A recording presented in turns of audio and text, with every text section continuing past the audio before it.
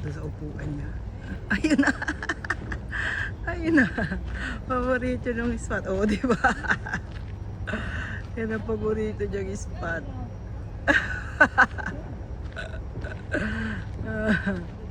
Nag-aupo na.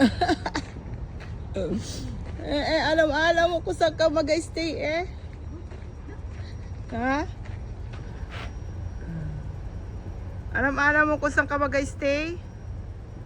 RC! Mahal, tingin.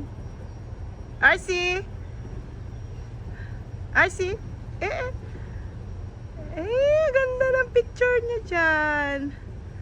Ang ganda ng picture niya ni Daddy.